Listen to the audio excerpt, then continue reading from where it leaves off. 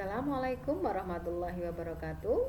Jumpa lagi dengan Bu Eni dalam pelajaran IPA ya. Baik, kita lanjutkan. Pertemuan kemarin kita sudah bahas mengenai proses pembelahan sel ya. Masih ingat ya? Pembelahan sel ada dua macam, yaitu mitosis dan meiosis. Meiosis itu hanya terjadi pada organ reproduksi atau sel kelamin, sedangkan mitosis pada seluruh sel tubuh ya. Pada mitosis satu jadi dua sel anakan yang sifatnya sama persis, sedangkan pada meiosis satu jadi empat anakan yang sifatnya atau membawa separuh dari kromosom induknya.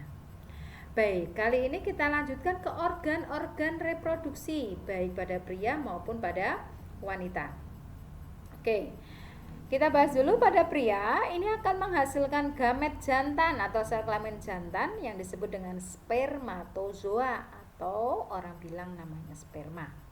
Ini dibentuk di testis, ya. Ada sepasang testis ya pada pria.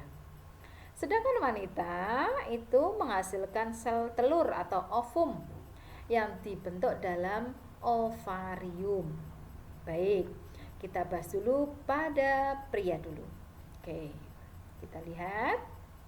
Nah, ini bagian-bagian atau organ-organ reproduksi pada pria. Oke, yang pertama disebut dengan vas deferens. Nah, ini ya saluran yang berkelok-kelok panjang ini namanya vas deferens nih. Ini ya vas deferens. Yang kedua, fascicula seminalis. Nah, ini ya, fascicula seminalis ini nanti di sini terdapat makanan-makanan atau semen, zat semen untuk nutrisi para sperma.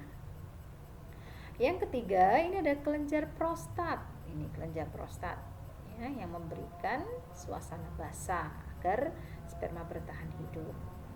Yang keempat, ini ada kelenjar Golgi. Ini menghasilkan pelumas atau pelicin ya. Yang kelima, ini adalah penis. Ini penis ya. Seperti ini tampak dari luar itu penis. Kemudian ada 6 skrotum. Nah, ini skrotum ini kulit yang menggelambir yang menutupi testis, yang mana ini bersifat juga atau berfungsi juga untuk mempertahankan suhu. Manakala suhu dingin ini akan mengeras, kencang ya. Sedangkan pada suhu panas atau suhu yang tinggi ya, ibaratnya tidak dingin, ini akan kendor.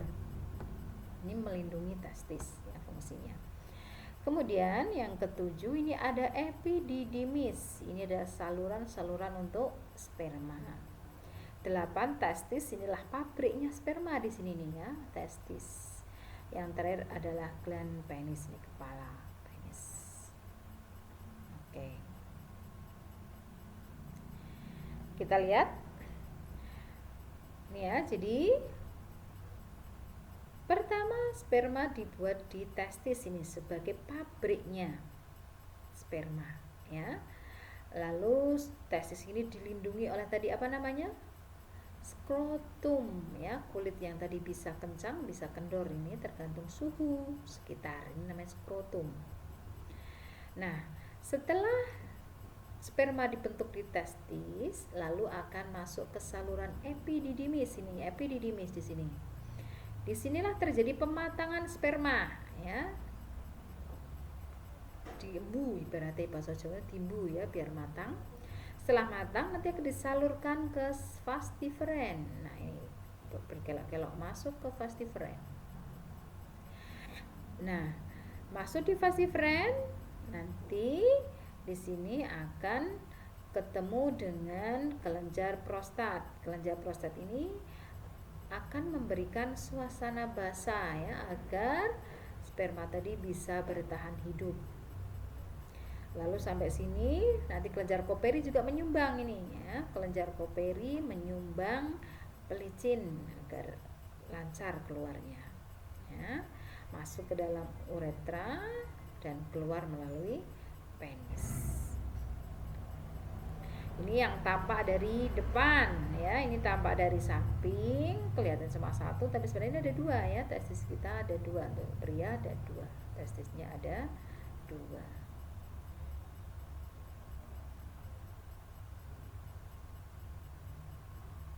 Oke, kita perbesar tadi. Nah ini fungsi masing-masing dari testis berjumlah sepasang ya, sebagai penghasil sperma dan hormon testosteron. Hormon testosteron ini hormon yang mempengaruhi sifat laki-laki ya, hormon yang mempercepat ya proses penyembuhan jakun, kumis ya, dada bidang dan sebagainya. Ini mempengaruhi sifat kelaki-lakian nih, hormon testosteron. Ini diproduksi juga di testis bersamaan dengan sel sperma. Skrotum tadi adalah kantong kulit yang melindungi testis sebagai tempat bergantungnya testis. Tadi bisa kencang, bisa kendor ya kulitnya, tergantung suhu. Yang ketiga, vas deferens merupakan saluran panjang yang menghubungkan epididymis dengan uretra dan berfungsi sebagai penyimpanan sperma sebelum dikeluarkan melalui penis. Epididymis adalah saluran berkelok-kelok berfungsi tempat pematangan sperma tadi ya, di atas di sedikit nempel di testis itu ya. Vesicula seminalis adalah kantong sperma sebagai penampung sperma dari testis ya. Juga nanti di sini mendapatkan pasokan makanan atau semen ya, cairan semen untuk nutrisi sperma bertahan hidup. Lalu ada kelenjar prostat, ini untuk menghasilkan cairan basah dan warna putih ya, untuk mendukung kehidupan dari sperma tadi. Penis terakhir ini adalah fungsi sebagai alat senggama ya, atau untuk mengeluarkan sperma dan urin. Baik, kita simak proses bayi. Proses reproduksi yang terjadi pada laki-laki atau perempuan dimulai pada saat dia dilahirkan. Setelah lahir, bayi tersebut akan tumbuh besar mulai dari merangkak, berdiri, hingga menjadi seorang remaja. Mulai masa pubertas, tubuh laki-laki dan perempuan akan mengalami perubahan.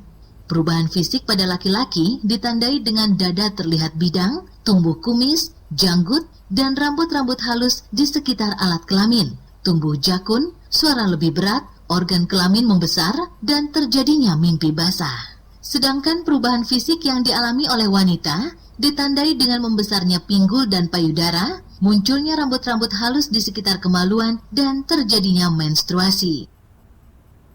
Nah, itu tadi ya, tumbuhnya rambut, jakun, dan sebagainya itu dipengaruhi oleh hormon testosteron pada pria, sedangkan pada wanita munculnya payudara, menstruasi itu dipengaruhi oleh hormon estrogen. Nanti kita akan bahas lebih lanjut tentang hormon-hormon pada wanita.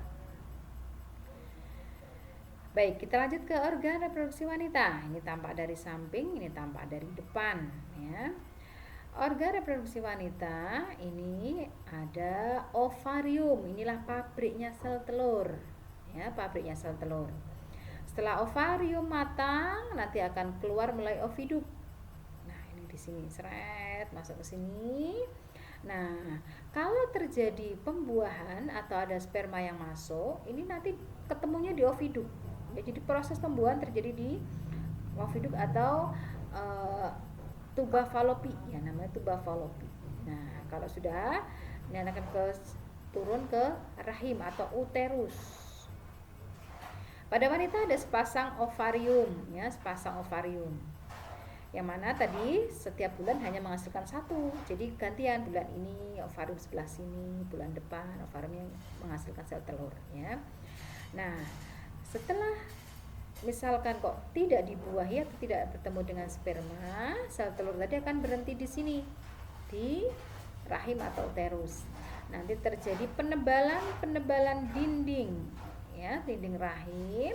Nanti selama 28 hari nanti akan meluruh, dinding tadi akan meluruh mengelupas, mengeluarkan darah beserta sel telur tadi yang sudah busuk atau yang sudah tidak dibuahi tadi akan keluar.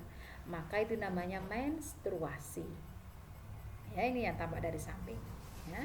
Jadi organ-organnya ada ovarium, ada oviduk atau tuba falopi, ada uterus atau rahim, kemudian ada ini ya cervix, ini ya leher rahim, dan vagina, tempat